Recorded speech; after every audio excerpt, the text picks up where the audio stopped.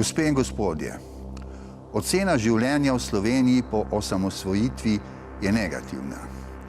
Ljudje v raziskavi javnega mnenja pravijo, da se je prej živelo bolje. To je hud udarec v glavo ljudem na oblasti v zadnjih 25 letih. Pod njihovo vladavino so mnogi ostali brez dela, brez denarja, brez zdravja, brez dostojanstva. Kako se počutijo ljudje s 300 ali 400 evri? Kaj naj naredijo s sabo? Kaj? Kakšno je življenje, če te deložirajo, ker zaradi stanja, ki ga nisi zakrivil sam, ne moreš poravnati dolga? To je blizu umora. In umre lahko nekdo, ki nima zdravstvenega zavarovanja po krivdi barab.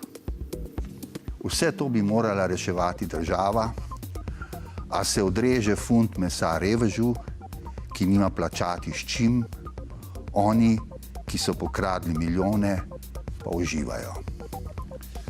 Govori se, da imamo pri nas eno najmanjših razlik med najvišjimi in najnižjimi plačami v Evropi. Toda, če imam, recimo, 7.000 evrov na mesec, nekdo drug pa milijon, mi je vseeno.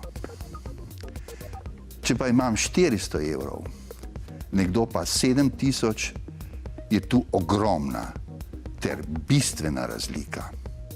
Razlika med slabim in dobrim življenjem. In to se dogaja pri nas.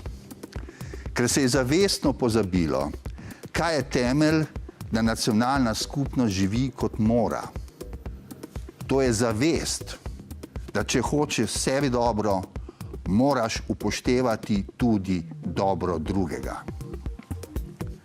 Zaradi brezobzirnega egoizma, zaradi negacije pravičnosti, ko imajo eni vse, drugi pa nič, je Slovenija izgubila moralno, je duhovno majhna.